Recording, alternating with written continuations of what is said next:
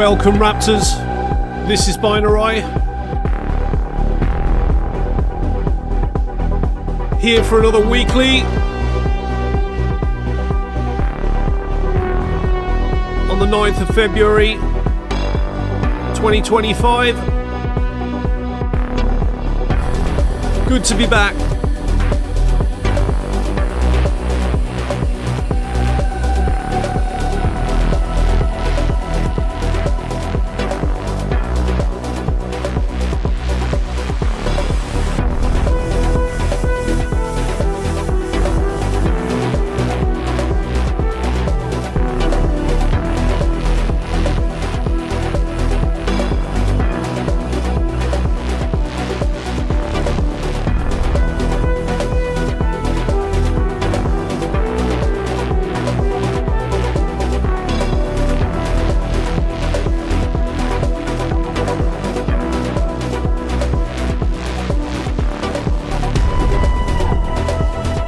Make sure you're at our Discord.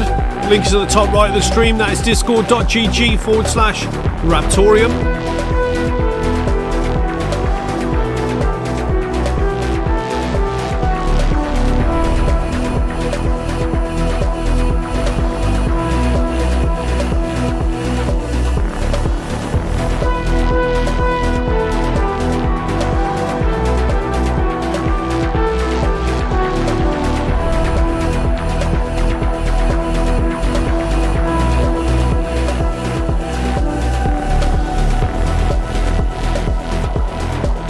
How you doing, Tenacious D, X-Ray, Toy, French Rioter, Messiahs, John Bergam?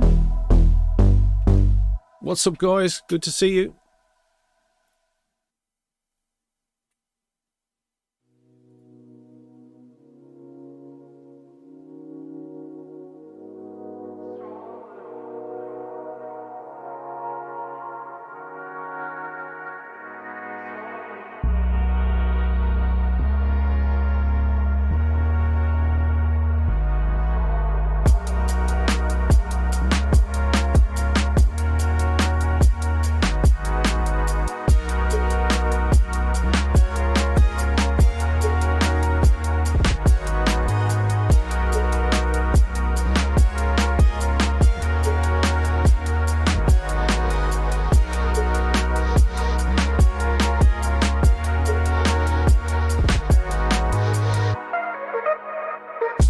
Good evening, Grey Rays. What's up, Charles?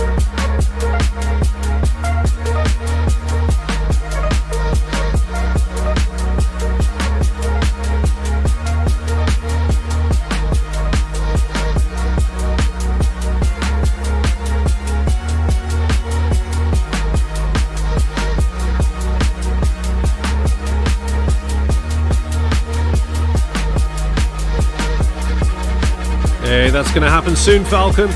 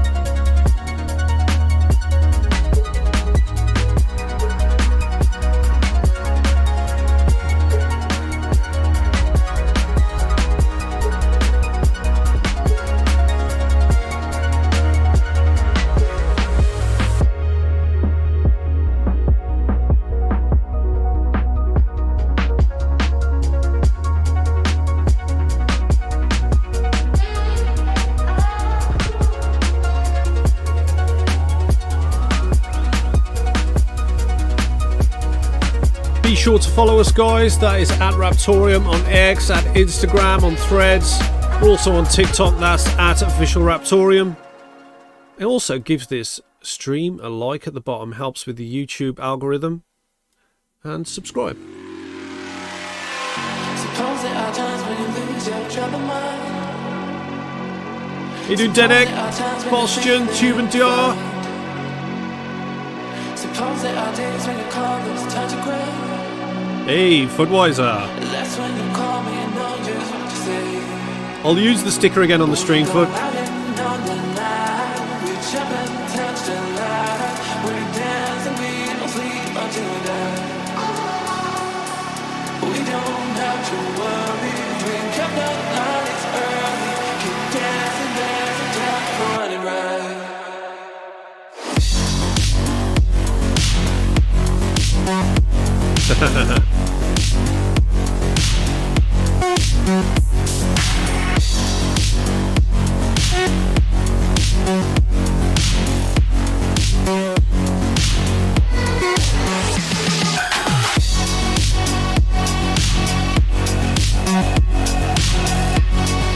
Share the stream.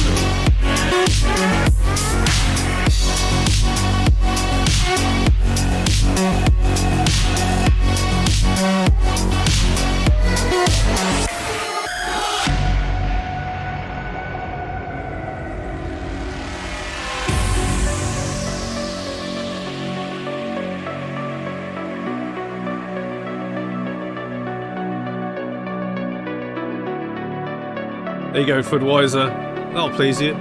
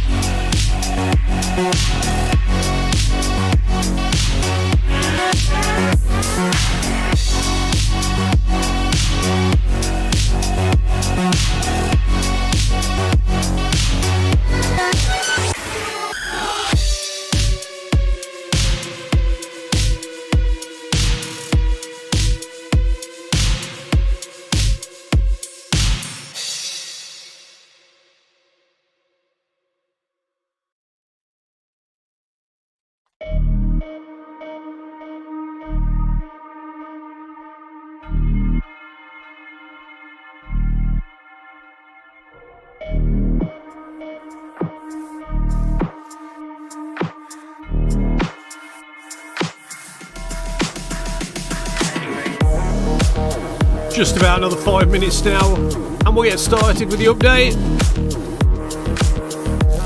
Thanks for waiting. Nice to see you, Dwight.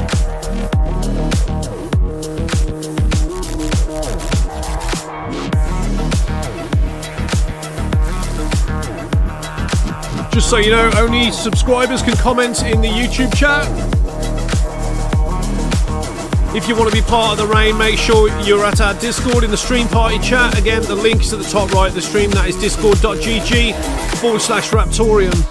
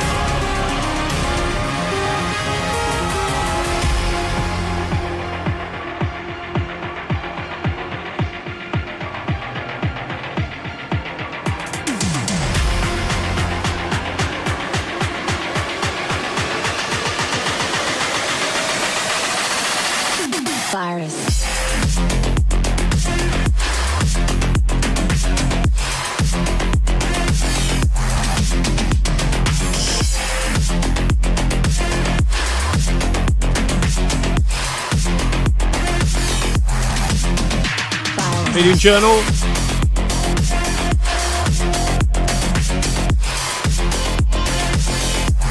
Just a few minutes now.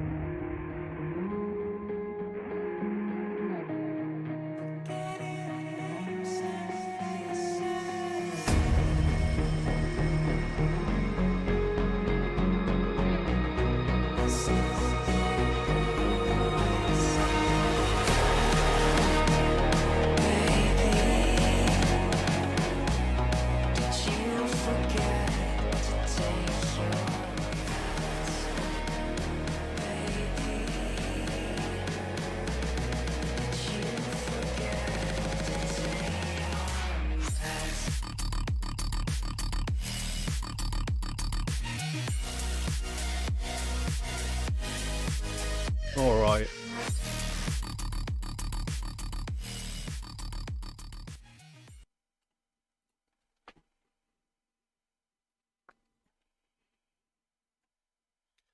Hello, community. My name's Paul Mills from Raptoreum Core. Here we have David Owen Morris, who is also from Raptoreum Core. And below me, we have the General Badass Hunter Schultz, who is with us tonight as well. Really nice to be here for a weekly update, and got some new information for you all, which is pretty exciting as well. So, David, how are you? Nice to see you with your Raptoreum shirt on. Yeah, not too bad. It's still ungodly early on a Monday morning here, but yeah, we do have a few things moving. Got quite a bit of stuff moving, actually. All right, you might as well get started then, David. What's going on? Yeah. The big thing this week is probably Zegex being down. From their communication, it looks like they're going to be back up again in the coming week. We've seen a lot of drama over that. It's been absurd. Several projects are looking at forking because of coins on there. So what actually happened, David? Why were they down, for people who don't actually know? If you trust their communications, they pulled the plug on their database server as a security precaution. Pulling the plug damaged some of the interval from the last backup. Between the last backup and the moment they pulled the plug, and it's restoring that data. that is taking a while. But let's see. I expect it to be up, running within the next week. I mean, there are no funds that have been moved without an explanation, and so on. So, I mean, it's... yeah. It is what it is. Ralph has said the ZX Discord, they've made all the channels read-only, apparently. Don't know if that's... Yeah, is that yeah, right? because which is perfectly understandable because the level of retardation over there got it got to the point of popcorn and joints. I mean, yeah. So it is what it is.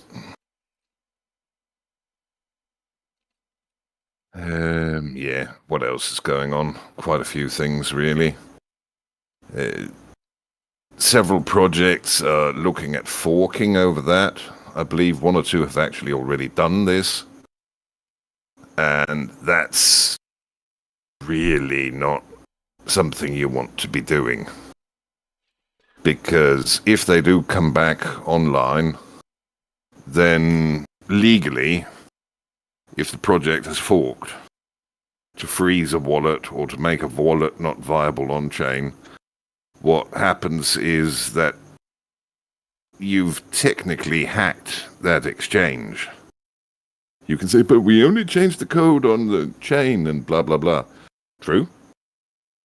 True, but you are not talking about, for example, here, exploiting a blockchain. There's a difference between hacking into a blockchain, very clear, very distinct difference. If you're only hacking the chain, you're, for example, getting yourself some extra coins from the chain. That's perfectly legal for anything free, open source, and on the MIT license. It's a completely different scenario if you are making changes to it that changes anything that is already owned by somebody. And the coins on the exchange wallet are most definitely owned or held in trust by them as a custodian, and going out and doing so, it opens you up to all kinds of legal nastiness. So explain to the community the mindset of some of these coins that are forking based on what's happened at ZX. Why are they doing that? I can understand it. Some of them have a huge percentage of their supply locked up on there because they've got lazy users who are using the exchange as a wallet.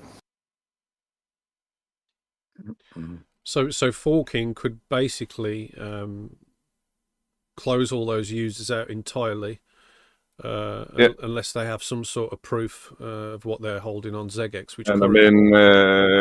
How on earth is a project supposed to verify what's supposed to be on each individual user's account there? That there is no way for a project to do that?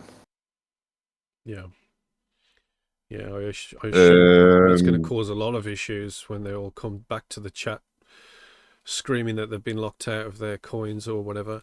And there's another thing as well. I mean, if they do fork and ZX do come back online, are they gonna then have to, then they're legally responsible for it, whoever pushed those changes and accepted them. Do you think they would swap it on their platform for the new coin, or do you think they would just charge them a new fee for listing the new coin and then just I don't know.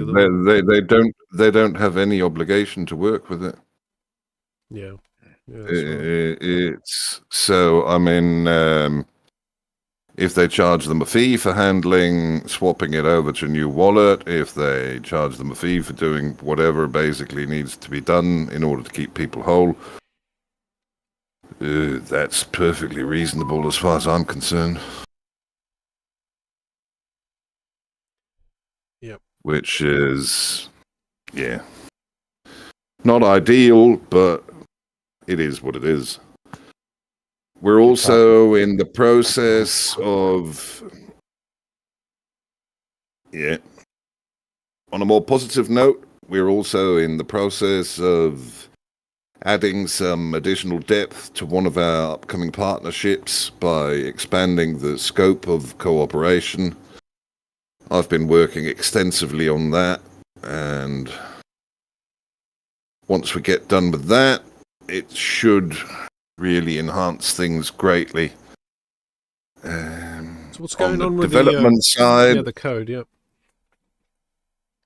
On the development side, we have signed builds on the way, and we are looking at also removing the miner from mainnet builds.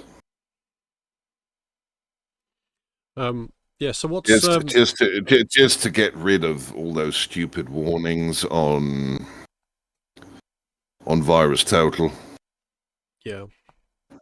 because the detections on there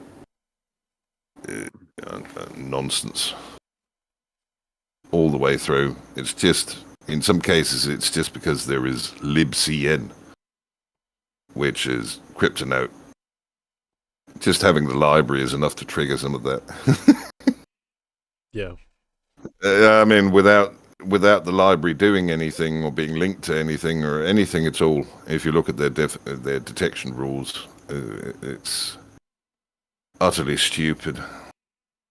But yeah, it is what it is. We've still got work ongoing on send many feature for assets, so you can do mass distributions in connection with NFT mints and that kind of stuff. What else? Metadata, easy addition of additional metadata is also on the coming very soon list. Yeah. I think that's about it, really. So this metadata, what will that mean that people will be able to add to the assets when they're creating assets apart from what they can already add right now? I mean, you can look at it in two ways. It's making it simpler to add some of the data. It is going to take up a bit more space on chain, so some of the transactions are going to be a little bit more costly. But it's stuff like timestamps, unique hashes, anything else. For example, if you're uploading, let's say you want to do intellectual property protection on a piece of music. You take an MP3 file or a FLAC file or whatever of this piece of music. You get yourself the SHA-SUM for that file, just to prove beyond any kind of reasonable doubt that this is your file. You add that file and that hash to the upload. It's just simplifying that whole process, making everything a bit easier. A lot of it is not going to be something that you'll directly notice a difference on inside the wallet. It's mainly a difference for things like asset explorers, so they can more easily pull the data and display it nicely, make it basically look a lot more presentable.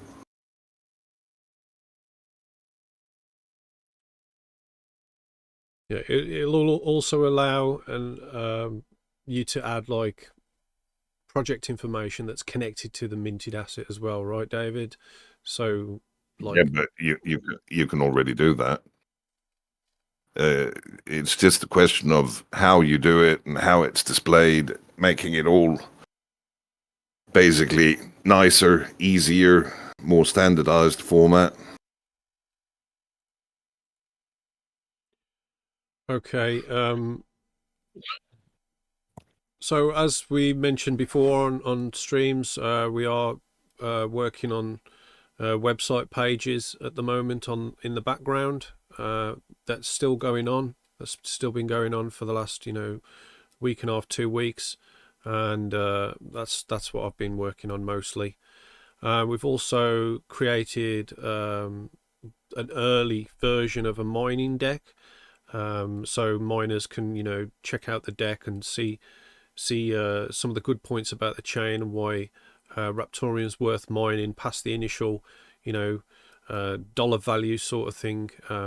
So that's something else that we're working on as well. Hunter, do you want to talk about the what you've been doing with the USPTO? No, not really. Of course they do. Well, there's been some real movement and progress on the new, how do I call it?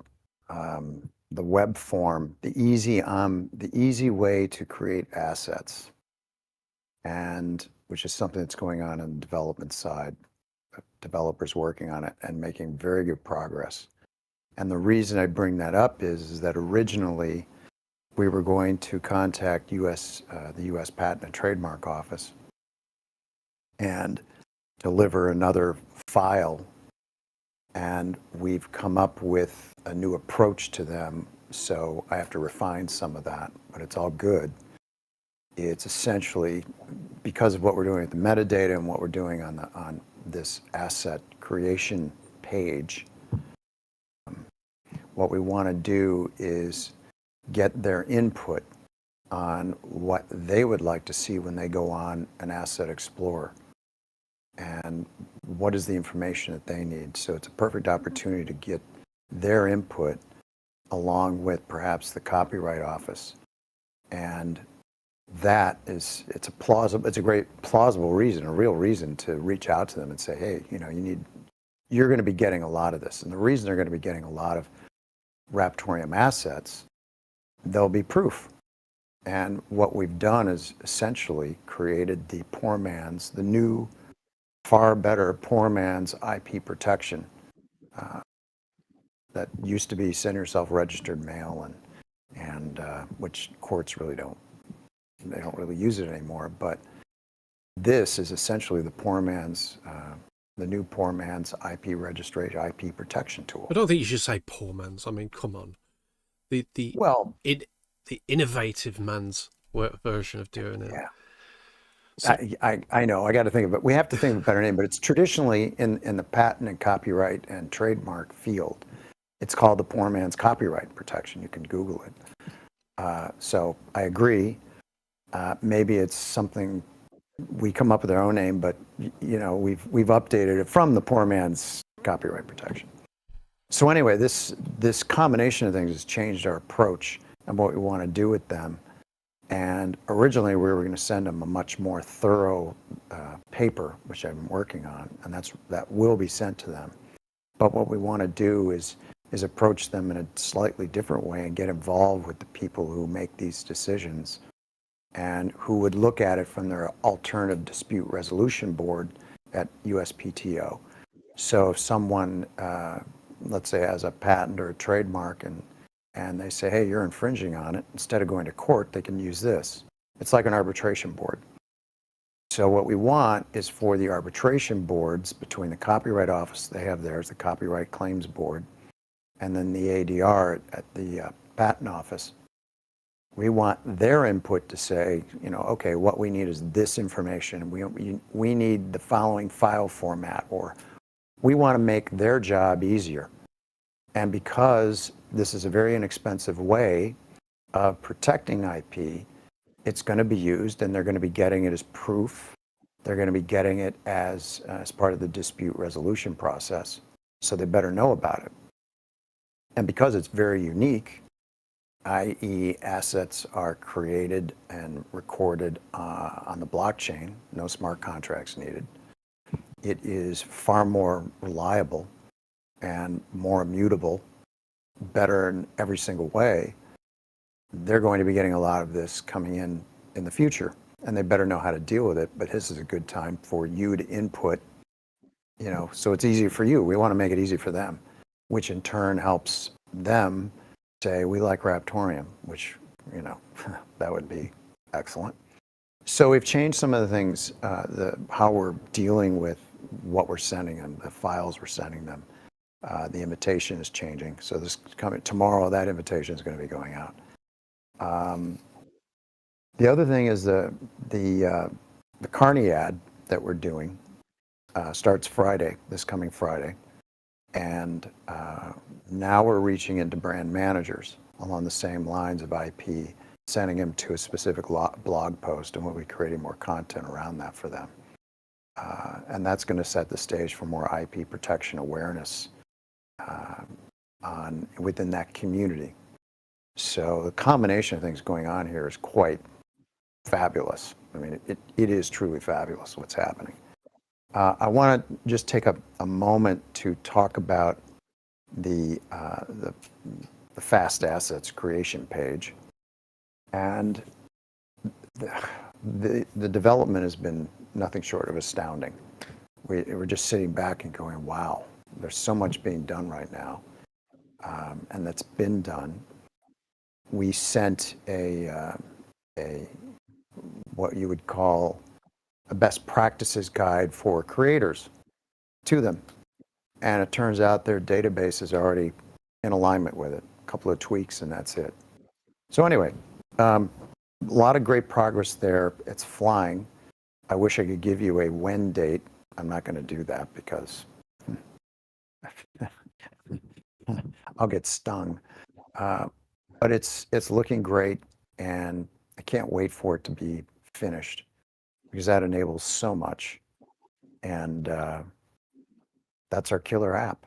It really is. IP is going to be a terrific tool, and that's just the tip of the iceberg. To be honest with you, I don't think you've actually explained properly what is actually going on. So I think I'm going to chime in here. So okay, a lot of you know MJ. He's built a Raptoreum AI that we currently use for all sorts of things, and some of you do, and it's going to be added onto the website pretty soon as well, so you'll all be able to see that, and we'll have a news release going out for that. But on top of this, as Hunter mentioned, this was the low-hanging fruit for the project, based on what we can do right now and what's really valuable to the world and to protecting IP. So David was chatting with Hunter and suggested, that an easy way for people to create an asset and have the IP connected to that would be a game changer, because people don't really want to actually have to go through the core wallet or anything like that to actually create an asset and do all of that, because it is quite cumbersome for people who are not familiar with it. So MJ and his team have been working on a UI, which is, in my opinion, big news for IP protection on the blockchain, because it's currently not, it hasn't been done before, a dedicated thing. They are making serious progress in, what you could call a Raptoreum asset creation and management system for protecting intellectual property with blockchain technology. So what's currently done is they have a fully functional backend and database to store and manage assets. You can actually create assets. You don't need to initially have RTM coins there and then to create the assets. You can simply pay a small fee with Stripe, so that's straight off your card, and have the asset populate into the UI. There's a React front end, so users can now create and also view assets dynamically. There's a cool thing where if there's any changes in IP along the time, you can document the historical changes using sub assets. So your IP asset would be the master asset. Your documentation or your licensing, which is attached to that asset, is part of the sub asset system within the same UI. So it's really good for organizing this sort of thing as well. The core API is now live. They've done a lot of development on it. It can handle asset uploads, edits as well, and also deletions of assets in the same UI.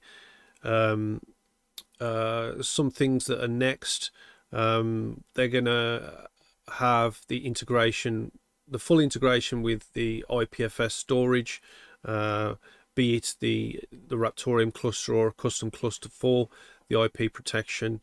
There's going to be blockchain minting directly in there to create immutable asset fingerprints.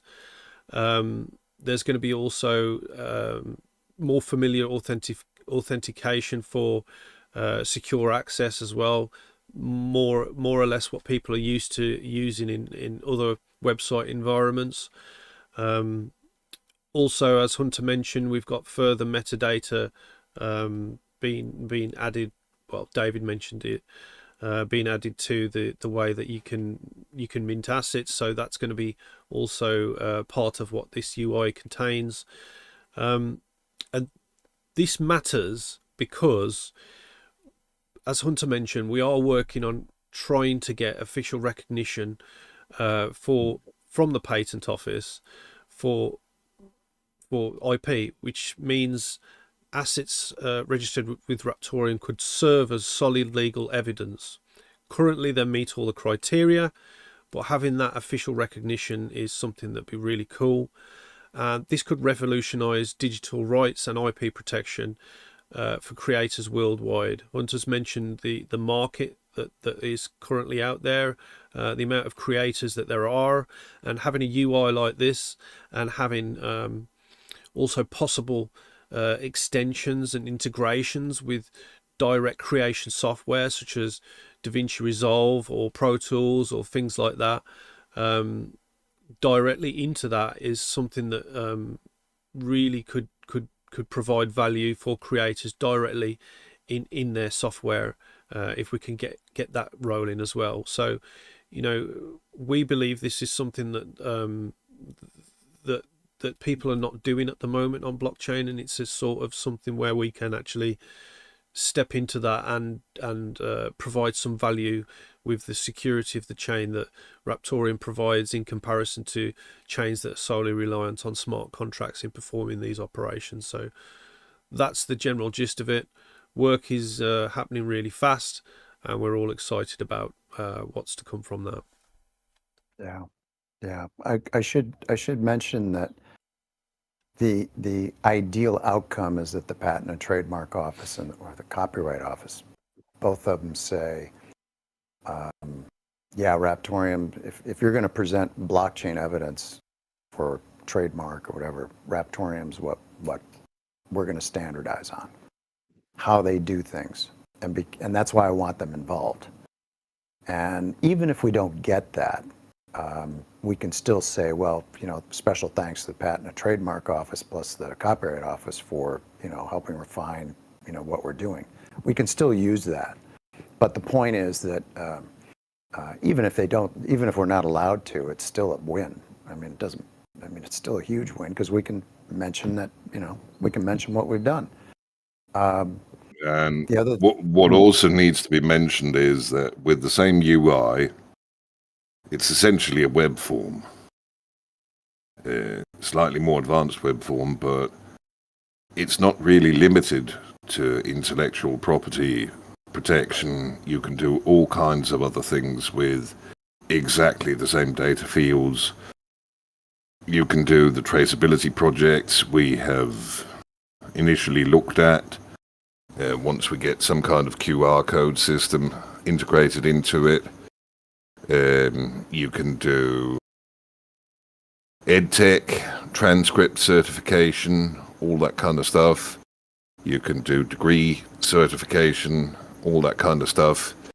It's the sky's the limit. It's just a question of getting a simple UI, out to people where they can make use of it and leverage what blockchain is all about without having to necessarily go and buy some crypto first. Yeah. There's one thing that I want to note that he has under metadata and legal and licensing purposes. We should offer structured metadata templates based on asset type, music, art, writing, etc., which, the creativity coming out of all this is terrific. So we're in a good place to address a number of different markets. Just that, this is easily one of the biggest low-hanging fruit. If you want to extrapolate some numbers and do your own research, not financial advice. There are 300 million creators.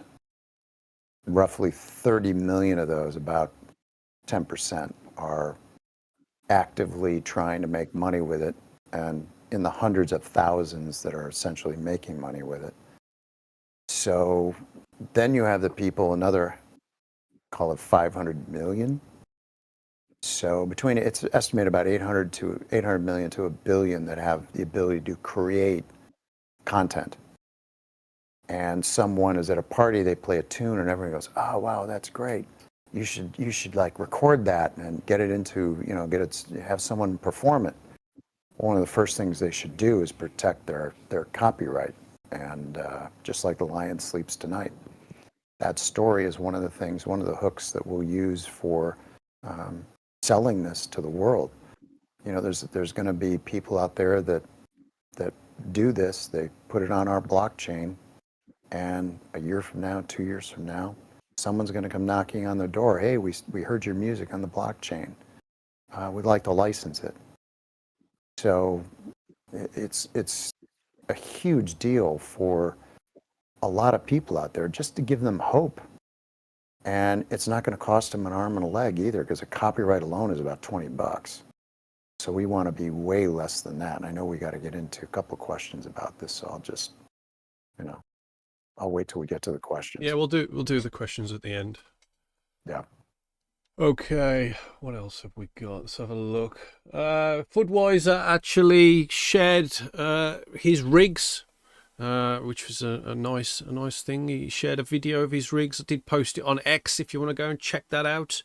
Also, if you have got any rigs and you want to share them, you can head over to our rig pics at our Discord. You can share pics if you want, or video, and we will post them on social media as well if they are, if they're good.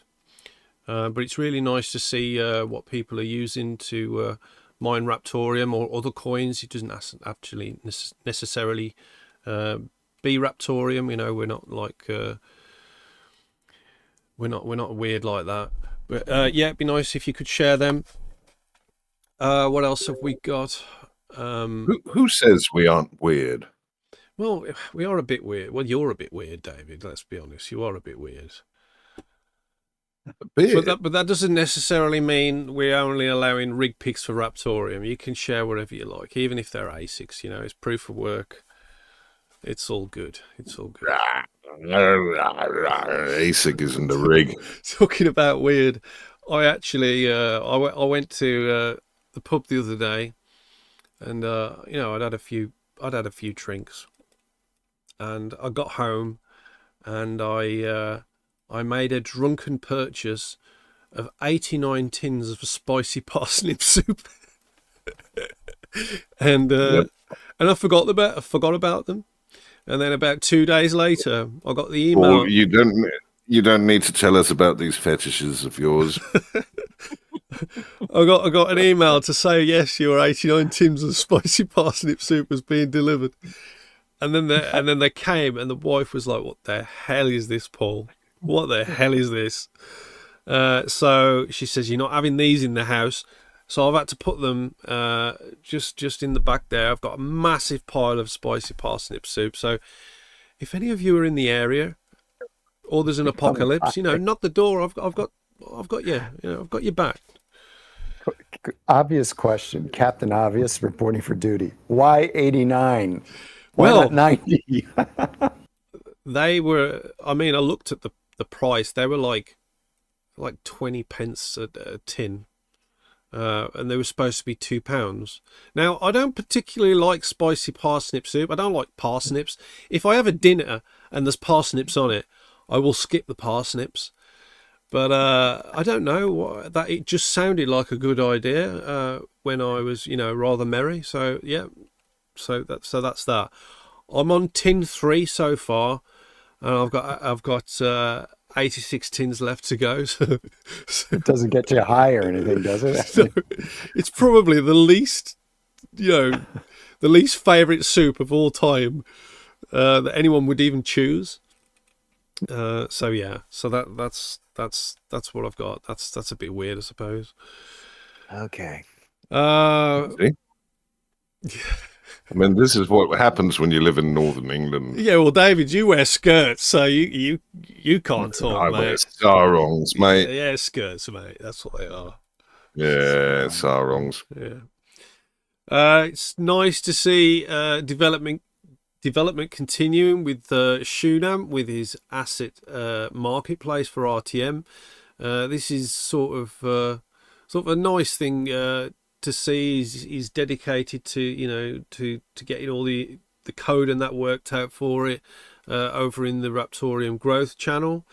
And also it ties in with everything that's going on with the assets as well, and as David mentioned, possibly different uses that the UI could be used for as well, because then people could obviously actually add some value to what they're creating, and also add some value to what has already been created by people on the Discord. Tree, if you're watching, I'm going to nudge you continuously as I have been, because I would like to see assets on Stacy. You did say October, it is now February. What's going on, brother? David, what's going on with him? Have you asked him recently about this? What's the sticking point on this? It's quite a bit of work. Yeah, I mean, Jamadi's wanted to do it on his own, didn't he? But I don't know. But yeah, it really would be a cool thing in the Discord, people throwing around the most ridiculous assets. It'd help with the trivia nights as well, and it's good for the community. There has been a talent wallet update from Mancini. I'll just skip over it now. Mancini saying during our team meeting, that's with the developers, yesterday we came to the conclusion that we only need a month to finish the beta. So even though I'm still not giving you a date, you should know that it's still the same as it was a month ago. So that's reassuring, at least for me. We are busy integrating all the new services that we had created in the past 2 months and cleaning up. I had described the new components in detail in my past announcements, so not going to do that now. So if you want to go and check that out, that's on the Osmium Discord. I think that does feed over to the RTM one as well, or maybe not. But yeah, go and check that out on the Osmium Discord as well. So yeah, not too long now for Tala Wallet. Oh, goodness me. I hate it when it does that. Windows 10 just closes the windows when you slightly move one window. I need to disable that. Also, Balinox, who's is he in the dev channel for the game as well? I think he is. Balinox has created a faucet for RTM coins. That is at raptorium.free.fr. .fr because it's French. It's all in French, but you can actually translate it to English in your browser if you click the button. Every time you go on there, you can get 10 RTM with a simple verification, where you have to match the pictures up or say that there's bridges there or something, and also input in an RTM address as well. So go and check that out if you want a few RTMs just to get you started, or you want to. Is it like a daily thing? It refreshes or something? Maybe it is. I don't know. I think so, yeah. I've only used it once, but yeah, go and check that out. Yeah. And yeah, it's pretty cool. Guys, I'm afraid I've got to run. I've got to get the kids to school. No problem, David. It's Cheers. good to have you on the stream. Cheers. Cheers. Catch See you you. later, man. And Thanks. have fun. And Hunter, you keep this Northern English stuff in line, yeah? Northern Do my English. best. Rummingham. I'm in the middle, mate. It's West Midlands. It's the Midlands because it's the middle. It's the middle lands. Middlelands. There you go. The land of spicy my parsnip best. soup. You've been away from England too long, David. You need to come over and visit. Oh, no. Yeah. The depression, the government spying, the overreach, Oh, no, fuck no. No. And on that bombshell. Just come over for the food, David. There's obviously some foods that you do miss, like proper cheddar cheese. Come on. Well, that's a bit more tempting. Yeah. Okay. All right, David. Yeah. I'll catch you later as well. Cheers, guys. Catch See you. you. All right. So we have got a few questions on the YouTube channel. If you've got any questions for us, please shoot them across either in the stream party chat or the YouTube channel. But before the stream started, we did have a few questions that came through. So I will read them now. They are from a guy called John GM or Bergum or something like that. But let's have a look. So he says, hello, I would like to know what your listing policy will be on exchanges after the ZX hack. I mean, it's the same, really. We're not going to change it. I mean, ZX has been a decent exchange up until now. I hope they're sorted out. We do have, obviously, additional exchanges planned for the future. But yeah, there's no sort of policy in place. We're just not going to list in scammy areas.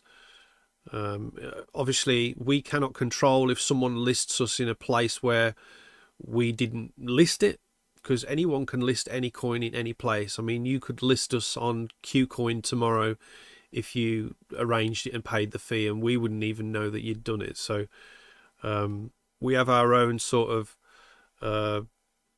due diligence in place for where we list. He also says, hello, I am interested in using the Raptoreum blockchain for intellectual protection, in particular for registering my songs. How do you plan to manage the pricing of file registration on the blockchain? Well, right now, initially, the cost for creating an asset on RTM using the core wallet is 100 for asset creation and 100 for minting, so that's 200 RTM. If at any point that becomes detriment to the end user, then that fee can actually be changed by the developers to keep it as low as possible and as suitable as possible for the end user. So we have mentioned this before on other streams. That's just the initial fee that was in place when the assets were released. But yes, that can change. It could also be in a future update. It's possible that it could be a dynamically changing fee based on factors on the network. But at Raptoreum, we wanted to make sure that fees were fair, and it was one of the lowest fees to do transactions and for creating a run of assets compared to most other chains out there. So that was really important to the team and to the overall project. So by all means, that will change depending on how the costings are. You might want to mention, like, if you're an artist, a musician, and you've got your master asset, your name, your band name or your artist name is a master asset, and then you have an album, you might want to explain the pricing for the album, because you have the master asset for the album, and then you have the songs as sub assets. So the question is, do you pay 100 RTM for the sub assets each? Well, if you wanted to be thrifty with it, what you could do is you could just use a master asset for it, and you would put the whole album onto the master asset, right? And then you would use the metadata to document what was in that master asset. But what the ideal solution would be, especially if you're distributing from that point, would be to have the master asset for your name and your album, or just your album, and then you would have sub assets under that, multiple mints of sub assets under that for your different songs that are underneath the album. So that will help with licensing and also distribution to your end user, if that's the way you're going to do it. But in terms of IP protection, I don't think I would suggest keeping that separate from your distribution line, because IP protection only needs to have that single asset in place for the master asset and for the sub asset. And I would advise you to keep your distribution assets separate to all of that, so you can so it's easier to organize things which are not necessarily IP related, if you get what I'm saying. Obviously they are immutable, but they are different type of assets for the end user to actually receive. So you don't want the end user receiving IP and all the data that comes along with that. He's also asking, will it be fixed or dynamic depending on the RTM price and network congestion? That's the idea of it. Initially it will be manual by the developers, but as I've mentioned, it'd be nice to see dynamic pricing of asset creation, just like some of the other chains out there. But for now, it is a very low price to create a run of assets, and also I've heard as well, there are talks from the developers being able to create a run of multiple different assets under one run. So example, a run of NFTs that are all different files under one run, because currently if you were to do that, it can get costly if you are minting lots of different ones under one brand of NFTs, for example. So that is something that the devs are hopefully going to be changing in the future. But for now, like I say, it's very low cost, and I invite anyone to come and try the asset system, and also the future UI as well for protecting intellectual property. As you've mentioned, I'd like you to come and use that and see what we've been working on, because we're really excited about it. And the network congestion question is sort of, well, for us, it's sort of academic. I mean, with transaction decoupling, it's really not, not even now, it's not that big of a deal, but with transaction decoupling, it's not like gas fees and things like that on ETH. Yeah. And as Charlie once said to me, I invite you to go to create an asset using a smart contract. I said, no, thanks. No. And then compare it to what we're doing on top of the security of it being secured by the blockchain. But anyway, okay. Yeah, absolutely. Yeah, creating assets on other chains using smart contracts, using Remix IDE and all that, it is costly. It doesn't matter what EVM chain you use. I mean, even on Solana, it can cost quite a bit. And I know that Solana has cheap fees for sending and receiving assets and like that, but actually creating a run of assets on Solana is still, obviously not as much as Ethereum, but it still can be costly depending on the service that you're using. Let's have a look. What else is there? He had a question. Do you have any information on estimated costs and how digital assets will be recorded immutably? Well, the costs I've already mentioned. There are 100 RTM to create the asset, 100 RTM to mint, and that's that. How digital assets will be recorded immutably. So as we've mentioned, You can add files to your asset when you create it, and you can add custom metadata to that as well.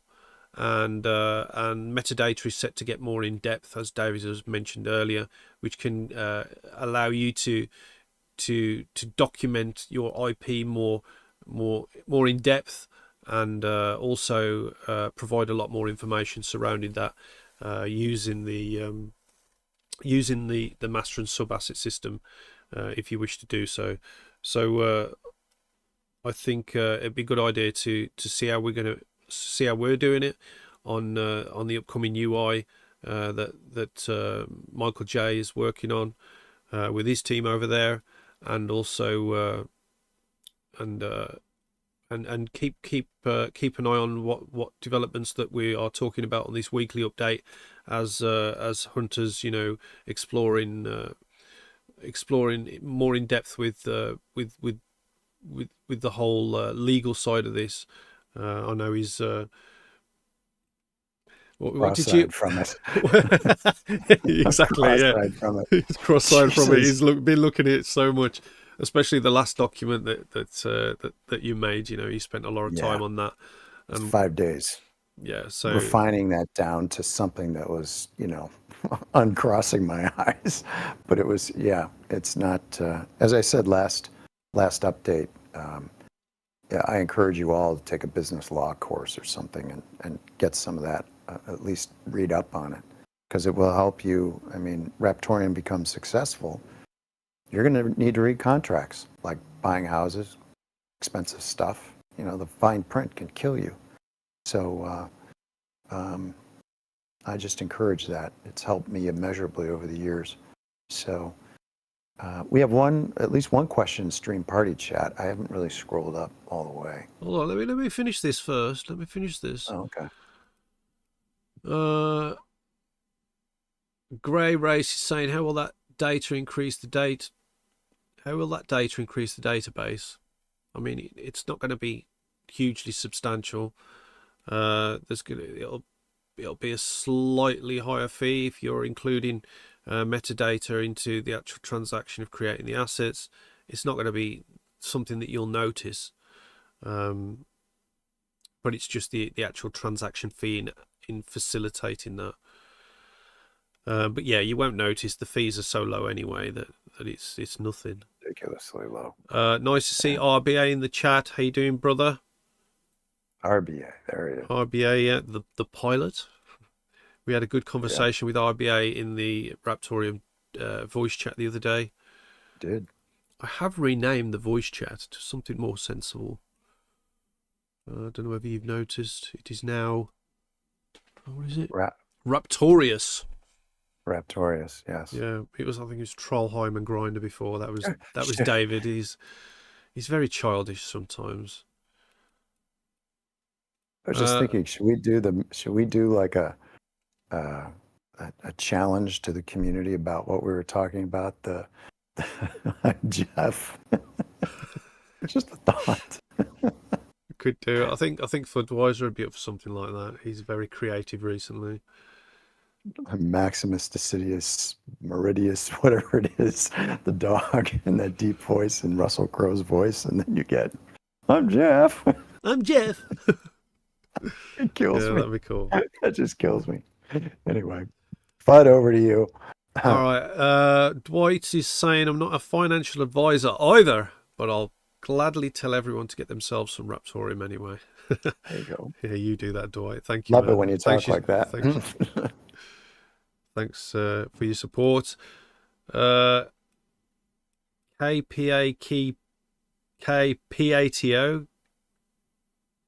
I don't know how to say it. KPAC Pato Journal is saying a mind-blowing mining farm, by the way. That's Fudweiser. You got a fun there. Okay. All right, that's about it for that. If you want to go over to the stream party chat, Hunter, then that's all right. So far, there's one that's directed at me. What is the projection of assets in RTM that will be created since we get approved by a USA trademark? Well, regardless of that, regardless of getting approved by a USA trademark, it's still going to be a very viable way of protecting IP, and it's just we're trying to make it easy for those assets to be essentially accepted as evidence. And what do they need to what do we need to do while we're developing this to make it easy for them to go, oh yeah, okay, we need to be able to see this, this, and this. We want to be able to down a PDF file that has all the information, whatever it is that they require in their current systems. So, but the market itself, it's not reliant upon the U.S. authorities or any other authority. It's just going to be, let's just say, I won't say more difficult. They're just going to have a process to go through to judge whether or not Raptoreum is an acceptable evidence. What we're trying to do is make that process kind of a done deal, even if they don't come out and officially say it. It's going to be easier for them if they work with us now rather than us going back and trying to redo something. So it's an ideal time to be having this conversation with them. So I'm not really worried about, an approval by them. It's going to happen anyway. And you've got how many assets? There are literally billions of assets that could be created, because you have assets being created all the time, songs, videos, copyrights, whatever. But think of all the creative works that have been done over the last 25, 30 years, 40 years, 50 years, because trademarks last 70 years, or is it copyright? Well, no, trademarks never expire. You just have to pay the fee. But copyrights 70 years and sometimes can be extended. And then patents are, 20 years or something. So the point is you've got a lot of stuff from 10 years ago that you can use the Raptoreum blockchain to show what you've done with it, and any bit of evidence, especially immutable evidence from blockchain, you can put into a court and say, here, have a look. And then they'll go through their thing, and that's part of what I've been working on is, showing how we meet U.S. federal rules of evidence, which is what a federal court or any court is going to look at. That's their benchmark. And as long as we meet what's called the hearsay exception, we're good to go. So that's all part of this, connecting and networking and so it's all looking good. It's just this has been the progress that we've made has kind of thrown the timeline, the what we were going to do off, and in a good way. I'm not complaining at all. This is even better. So things are looking, thank you.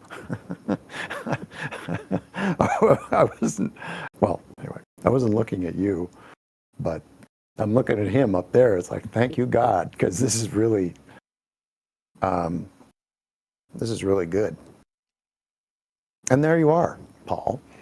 We have got one more that's just come through on the YouTube. This is from RBA, and he said, I would like to know if RTM can solve all assets, NFT, DeFi, everything we need, etc. on layer 1 without using layer 2 and 3. Well, yes, that's what we're doing. That's what we're working towards. You can do many of the functions currently available on chains that require smart contracts or a layer 2 on the layer 1. Obviously, smart contracts are basically rules or automations that are programmed, and they can help with swap platforms and things like that. But that doesn't necessarily mean that we can't do that. Like I've mentioned before, we've got developers like Shunam on the growth server developing a marketplace, which is in effect a swap platform if you think about it. So in terms of your question, yes, absolutely, anything like that can be done. And also when we have the Talon wallet with assets integration and the speed that we've already demonstrated I don't see why not that we can't, you know, compete with the other big chains out there and possibly make them look stupid. Well, that's what I'm hoping for anyway.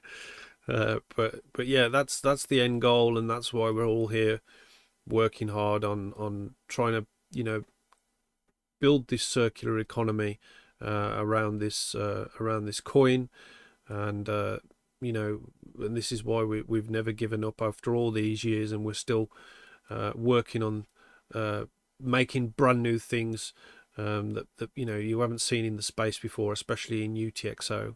I mean, if we were an EVM chain, yes, we would be more advanced in our development, because people have done a lot of the things that we are aspiring towards beforehand.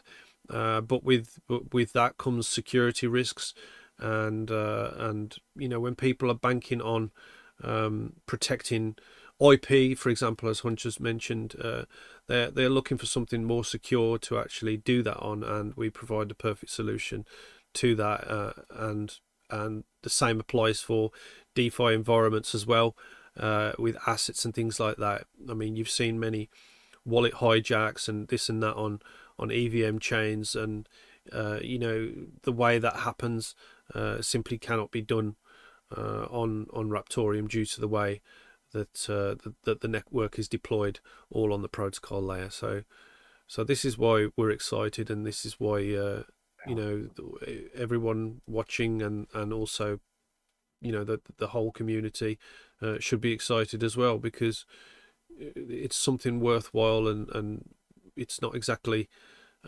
copying someone else's code, apart from our base layer, which was a very early Dash layer. Compared to that now, we're an entirely new chain, considering the amount of code that's gone into what we've already built. So you know, we thank Dash for the leg up, but right now we're far more advanced in terms of code, and far more advanced in terms of our original aspirations on making Ravencoin making a better Ravencoin chain, just from our asset system, which is a master asset sub asset system, just from that alone. So yeah, it's exciting stuff, and we're you know, we're eager to complete this economy of use, because when people see value in a circular economy, when people see a way to actually put value into what they create and back it by websites, back it by their own social media, with the extra space on the metadata, and also be able to transact it in a place where they can actually provide value in a marketplace, that's really important. So that's what we're aiming for. Yep. I should point out that there are a couple of so-called blockchains that are offering IP protection. One of which is a third party. You got to trust a third party for it. It's not direct. Like none of them are direct. So, or neither of them are direct.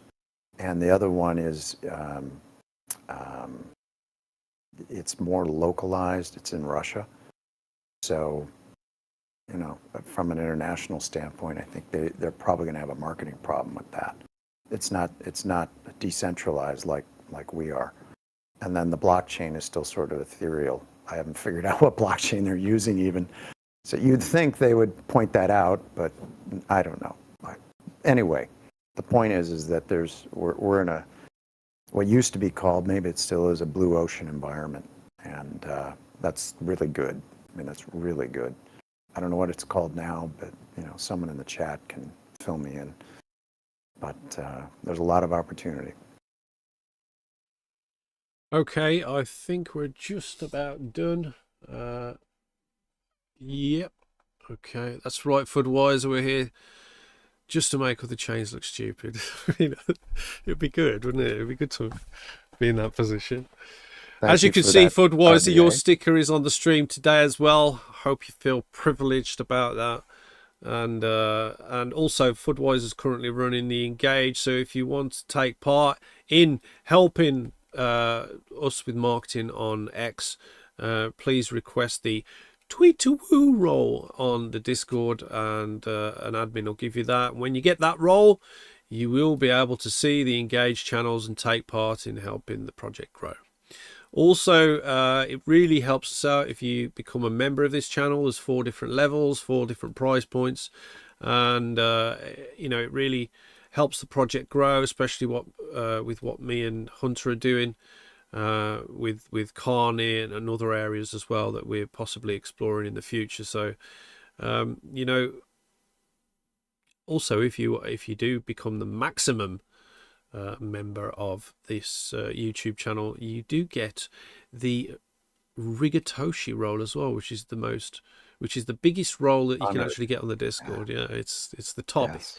It's more than a Gigatoshi, and that used to be the biggest role. This is, you know, this is something. Yeah. And you actually get a it's like a golden thing, isn't it? A golden Raptoreum logo for Binarai. You're special.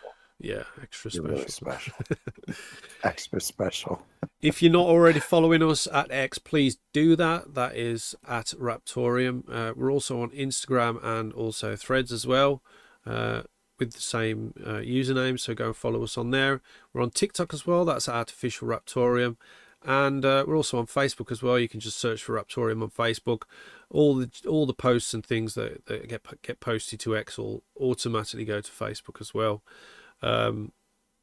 We're on lots of platforms actually, Reddit and Bitcoin Talk and all that. So go and check them all out. Again, I'll mention, please give this stream a like. If you want to comment, if you want to make a comment, you can make a comment after the stream ends. I think the comments get reset and you can post a comment below. You don't need to become a member to support the project. You can also just click subscribe at the bottom of this video and click the little bell to be kept up to date with any more Raptoreum videos or weekly updates or guides or Raptor chain reaction videos. Me and Hunter will be doing another Raptor chain reaction video possibly sometime in the coming week. So yeah, so you can look forward to that as well. Any final words, Hunter? Other than thanks for all the support, and we're really looking forward to the next, well, we're looking forward to the near future, let's put it that way. And hang on. Also, if you're not already at Discord, the link is at the top right of the stream. That is discord.gg/Raptoreum. And after the stream, we always do a little bit of rain in the stream party chat. So if you want to grab some Raptoreum coins, join the Discord right now. Do a simple verification. Head over to the stream party chat. You will get yourself a Raptoreum wallet just from being in the Discord. That is called the Stacy wallet, run by our lead developer. And you get your own keys when you have that wallet. You know, it's your own wallet. You have your own private keys with it, so it's not centralized or anything like that. So head over to the stream party chat and collect that sweet Raptoreum. Cheers, guys. Until next week. Cheers. Thanks. Bye-bye. Oh, actually, before I go, I'm sure my wife said to me that I was busy on Sunday. I'm sure of it. So it might not be a stream on Sunday. I need to check with the boss. Good idea. But I'm sure she said we were away Sunday and Monday because it's the kids' half term or something like that. I will check and I will let the community know anyway. But thanks for watching, guys, and we'll see you next time. Cheers. Cheers.